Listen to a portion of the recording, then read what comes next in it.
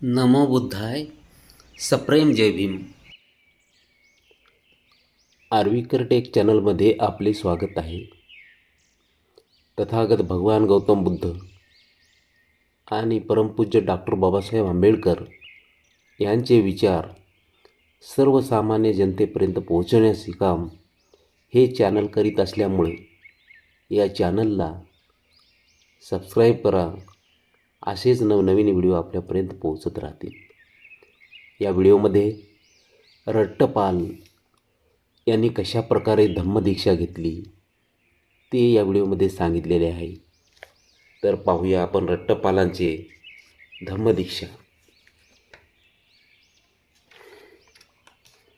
एकदा बऱ्याचशा भिक्खूसह कुरु देशात भिक्षा मागीत फिरत असताना कुरूंची नगरी थुल्लकोठीत येथे सिद्धार्थ गौतम बुद्ध काही दिवस राहिले होते.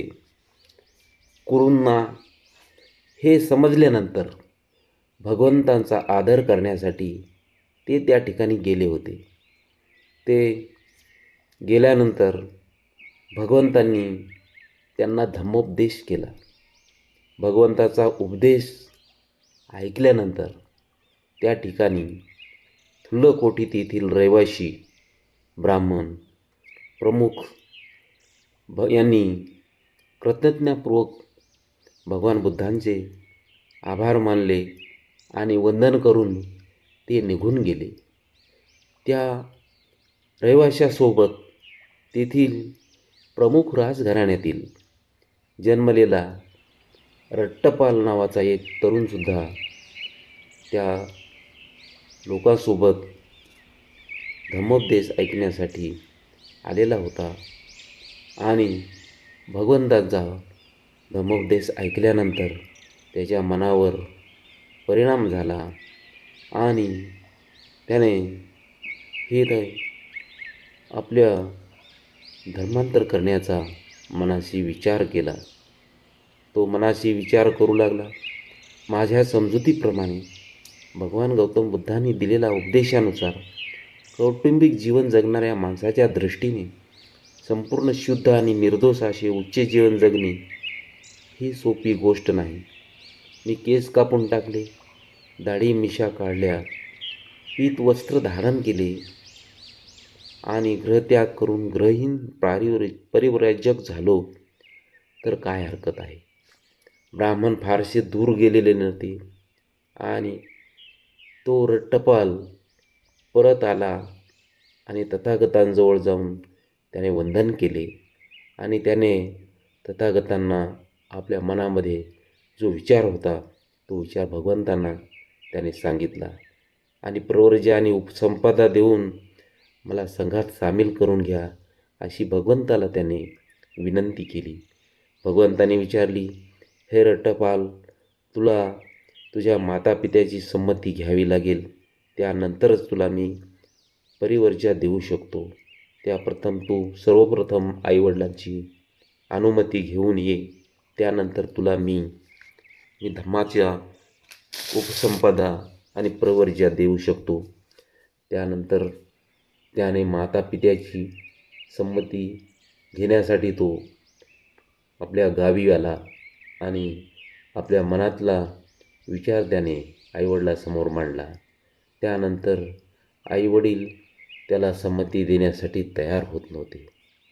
भगवान बुद्ध ज्यावेळेस जो कोणी धम्मदीक्षा घेणार किंवा घेण्यासाठी तयार होत असे त्यास सर्वप्रथम आपल्या आईवडिलाची परवानगी घेण्यास सांगत असत. तेव्हा भगवान गौतम बुद्ध यांचे विचार किती श्रेष्ठ होते. आईवडिलांविषयी त्यांच्या मनामध्ये किती आदर, किती कृतज्ञता होती हे यावरून दिसून येते. रट्टपाल यास आपल्या आईवडिलाची परवानगी मिळत नव्हती आणि आईवडिलांच्या समोर त्याने बऱ्याच विनंत्या केल्या, परंतु आईवडिलांनी त्यास पुढील प्रमाणे उत्तर दिले, बाळा रट्टपाल, तू आमचा एकुलता एक मुलगा आहेस आणि तू असे करू शकत नाहीस. आमचा फार लाडका आहेस, तुला सुखाने वाढविले आहे, तुला आम्ही प्रत्येक गोष्टीची आम्ही तुला उपलब्धता करून दिलेली आहे. तुला कुठल्याही गोष्टीची कमी पडू दिलेली नाही. तू सुखात राहावास, सुखात वाढावा, असेच आमचे मत आहे. तू खा, पी, मजा कर आणि सुखाने सत्कृत्य करीत राहा, अशी आमची विनंती आहे. बाळा, तू असा काही विचार मनामध्ये घेऊ नको. तुझ्या या अशा विचारांनी आमचे जीवन सुखी होणार आहे का? तेव्हा तू जर भिक्खू झालास तर आम्हाला ते मुळीच आवडणार नाही. त्यामुळे तू असा काही विचार करू नको. रट्टपाल यांचे दोनदा तीनदा विनंती करूनसुद्धा आईवडिलांनी त्यांची विनंती नाकारलेली पाहून रट्टपाल यास काय करावे काही कळेनासे झाले. त्याच्या मनामध्ये विचार आला. त्याने जमिनीवर लोळण घेऊन काहीही बोलायचे नाही असे ठरविले. त्याप्रमाणे त्याने उघड्या जमिनीवर लोळण घेतले आणि सांगितले, मी एकतर इथे प्राण देईन आणि नाहीतर तुम्ही परवानगी देत असाल तर भिक्खू होईल. या दोन गोष्टी होतील. त्यानंतर ही विचार तुमचा आहे. तुम्ही मला परवानगी दिली तर मला भिक्खू होता येईल, किंवा तुम्ही नाही दिले तर मी इथे आपले प्राण देणार. त्याला भिक्खू होण्यास विरोध दर्शवित त्याचे आईवडील उठून गेले आणि त्याला किती विनंती केली पण तो एकही शब्द बोलत नव्हता. त्यांनी विनंती केली. रट्टपाल याने बोलायचे सुद्धा सोडून दिले. रट्टपालाच्या आईवडिलांनी शेवटी त्याच्या सकाळी उठून मित्रांना सांगितले की तुम्ही रट्टपाल यास त्याच्या या निर्णयापासून त्याला दूर करा. त्याच्या डोक्यामध्ये जो विचार आहे त्यापासून त्याला परावृत्त करा, असे म्हणून मित्रांना तयार केले. मित्रसुद्धा रट्टपाल यास भेटण्यासाठी गेले आणि त्यांना सांगितले की रट्टपाल, तू असे काही करू नकोस. तुझ्या आईवडिलांचा तू एकुलता एक मुलगा आहेस. असे केल्याने त्यांना खूप दुःख होईल आणि त्यांची सेवा करण्यासाठी तुला असं काही करता येणार नाही. तेव्हा रट्टपाल यांनी सांगितले, माझा निर्णय ठाम आहे मित्रांनो. मी या ठिकाणी मरून जाईल किंवा दुसरी गोष्ट भिक्खू होईल. हे दोनच निर्णय मी ठरवलेले आहेत. त्यानंतर तुम्ही या ठिकाणी तुमचा वेळ वाया घालवू नका. तुम्ही निघून जा. हे काही ऐकत नाही. त्यानंतर रट्टपाल यांचे मित्र पुन्हा त्यांच्या आईवडिलाकडे गेले आणि त्यांना सांगितले, तो आपल्या निर्णयावर ठाम आहे. त्यानंतर तुम्ही त्यांना परवानगी दिली तर आणखी बरे होईल. कारण तो भिक्खू झाला तर आपण त्याला पाहू तरी शकतो आणि त्याने या ठिकाणी आपण परवानगी न दिल्यामुळे प्राण सोडले तर आपण काय करू शकतो. तेव्हा तुम्ही परवानगी दिलेली ही चांगली राहील, असे म्हणून ते मित्र निघून गेले.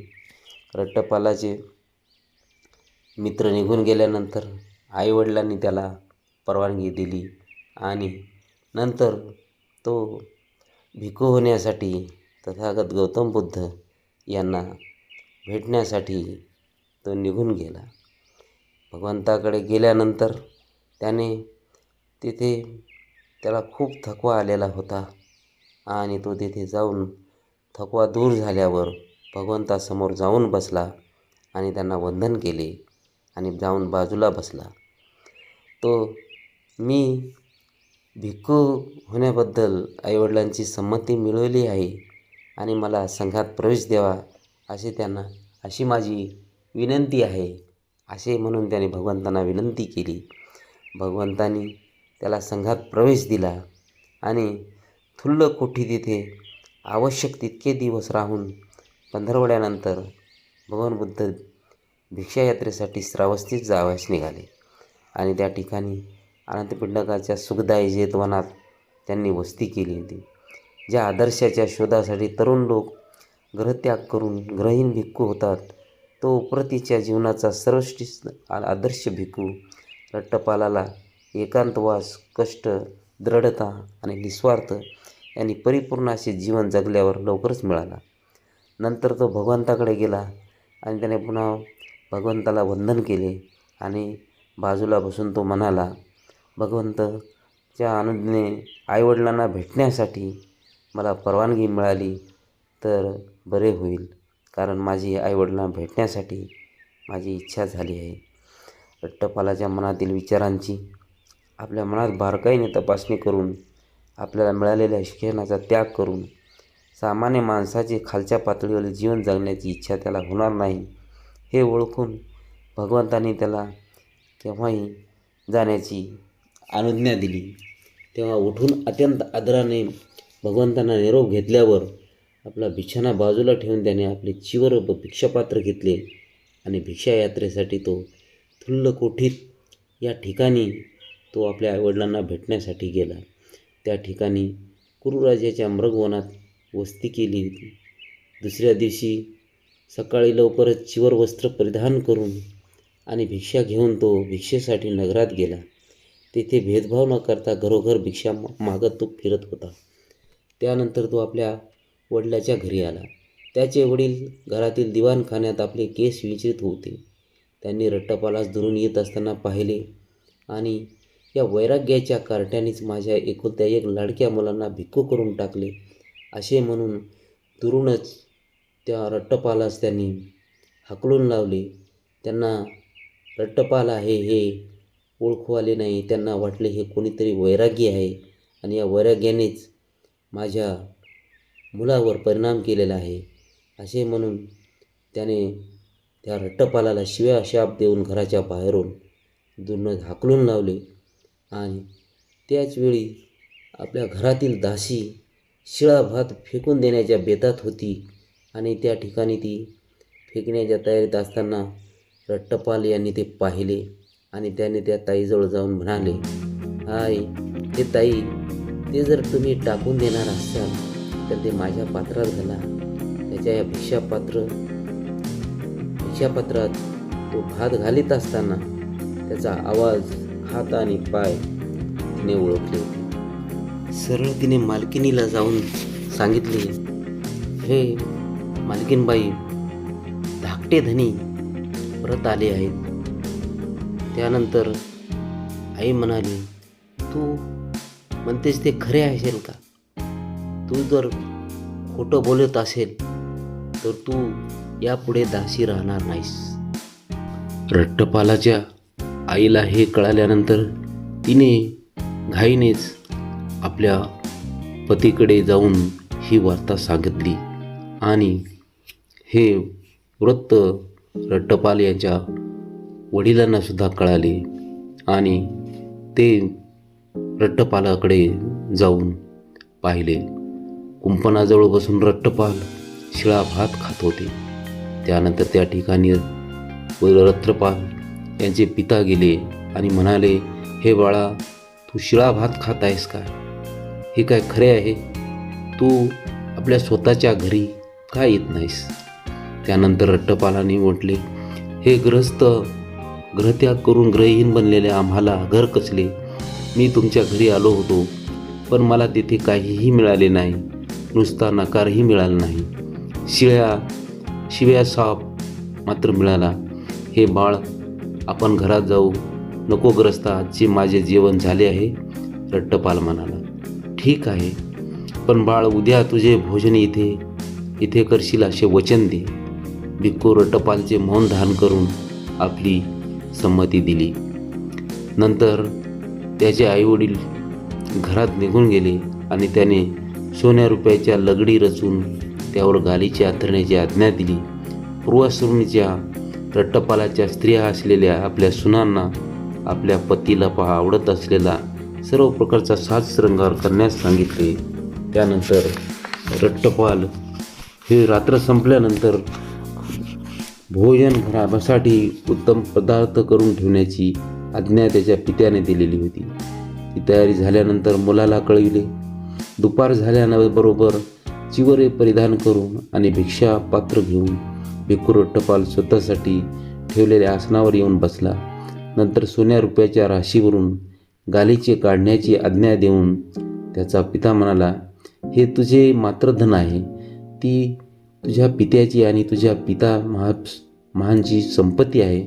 आनंदाचा उपभोग आणि सत्कृत्य या दोन्हीसाठी तुला भरपूर संपत्ती आहे. हे बाळ, तुझी श्रमचर्या सोडून दे. सामान्य माणसांच्या जीवनाचा पुन्हा अवलंब कर. भोग आणि सत्कृत्य कर. ग्रस्ता, माझी तुला एक विनंती आहे की माझा सल्ला आहे का? सगळ्या संपत्तीच्या राशी तुम्ही घेऊन जा आणि गंगा नदीत बुडवून टाका, कारण तिच्यामुळे तुम्हाला फक्त दुःख आणि शोक, संकटे, मानसिक शारीरिक यातना आणि क्लेशच भोगावं लागतील. बेकूर टपालाच्या पायांना मिठी मारून त्याच्या पूर्वाश्रमीच्या स्त्रिया त्याला विचारू लागल्या, ज्याच्यासाठी आपण हे उच्च जीवन जगत आहात त्या अप्सरा आहेत तरी कशा? तो म्हणाला, भगिनींनो, कोणत्याही अप्सरासाठी मी त्या जीवनाचा अवलंब केलेला नाही. आपल्याला त्याने भगिनी म्हटल्याचे ऐकल्या स्त्रियांना मूर्छित होऊन जमिनीवर पडले. रट्टपाल आपल्या पित्याला म्हणाला, ग्रस्ता, मला अन्न द्यायचे असेल तर मला दे, मला त्रास देऊ नकोस. भोजन तयार आहे बाळ, सुरुवात कर. पिता म्हणाला आणि मुलगा पोटभर जेवेपर्यंत त्यांनी उत्तम पदार्थ भोजन दिले. भोजन झाल्यानंतर कुरुराजाच्या मृगवनातील तो परत फिरला आणि दुपारच्या भर उन्हात तो तेथे झाडाखाली जाऊन बसला. त्याला पाहायला येण्यापूर्वी ते वन स्वच्छ करून ठेवावे अशी राजाने त्याच्या पारध्यांना आज्ञा दिली आणि ते आज्ञाधारक शिकारी आपले काम करीत असताना तेथे एका झाडाखाली दुपारच्या भर उन्हात रट्टपाल बसला असल्याचे त्यांनी पाहिले.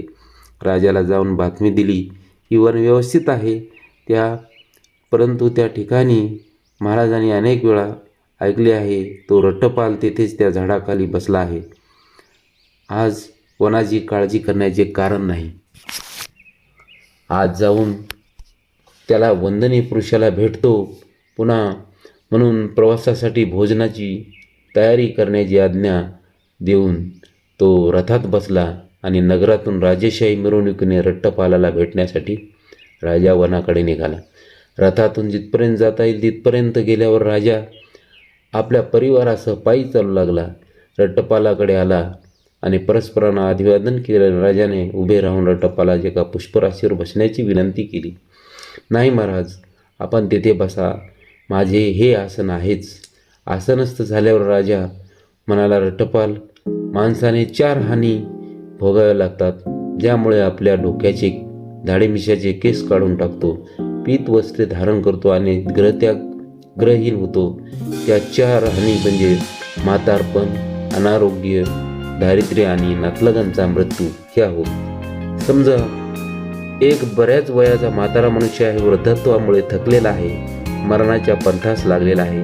आपली स्थिती तो ओळखतो आणि अधिक संपत्ती मिळवण्यात किंवा मिळवलेल्या संपत्तीचा सदुपयोग करण्यातील अडचणींची त्याला जाणीव होते, म्हणून तो परिवर्चक बनण्याचे ठरवितो. यालाच म्हातारपणाची हानी म्हणतात. परंतु तू तर भर ज्वानीत आहेस, तुझे केस काळे भोर असून वृद्धत्वाचा त्याला स्पर्शही झालेला नाही. तू रूप यवन संपन्न आहेस, तुझ्या वृद्धत्वामुळे होणारा कोणताही तोटा झालेला नाही.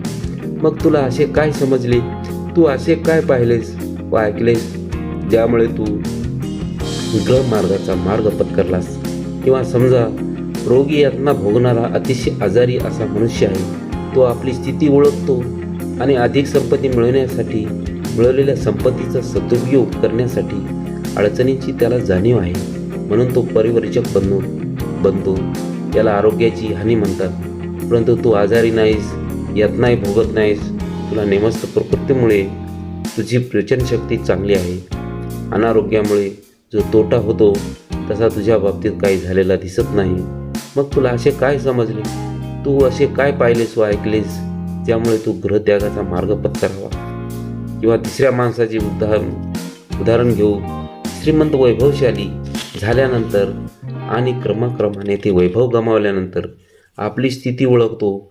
आधी संपत्ती मिळवण्यातील किंवा मिळालेल्या संपत्तीचा सदुपयोग करण्यासाठी अडचणीची त्याला जाणीव होते, म्हणून तो परिवारचक बनतो आणि त्याला नातलगांच्या मृत्यूमुळे झालेला तोटा म्हणतात. परंतु तुला मित्र आणि नातलग खूप आहेत. नातलगांच्या मृत्यूमुळे जो तोटा होतो त्याला तुझा तोटा झालेला नाही, किंवा तुला असे काहीही झालेले नाही, त्यामुळे तू गृहत्याग करण्याचा मार्ग पत्करलास. रट्टपाल म्हणाला, महाराज, मी गृहत्याग करून ग्रहहीन झालो याचे कारण असे की ज्ञानी आणि दार्शनिक सम्यक संबुद्धांनी सांगितलेली 4 तत्वे मी समजावून घेतली आहेत, पाहिली आहेत आणि ऐकली आहेत. ती 4 तत्वे अशी: जग अनित्य असून सतत बदलत आहे. जगाला रक्षण करता किंवा पालन करता असा कोणीही नाही. आपली कशावरही मालकी नाही. प्रत्येक वस्तू मागे ठेवूनच आपणाला गेले पाहिजे. तृष्णेच्या आहारी गेल्यामुळे जगात दुःख आहे आणि त्यामुळे जगात अनेक उणिवा असून ते सारखे धडपडत आहे. विलक्षण, खरोखरच उत्कृष्ट राजा उद्दरला भगवंतांनी सांगितले किती बरोबर आहे असे म्हणून राजा त्या ठिकाणाहून निघून गेला. अशा प्रकारे रट्टपाल याने दीक्षा घेतली. तर भगवत श्रद्धावान बौद्ध वस्तुकांनो, हा व्हिडिओ आवडला असेल तर नक्कीच लाईक करा, शेअर करा. नमो बुद्धाय. जय भीम.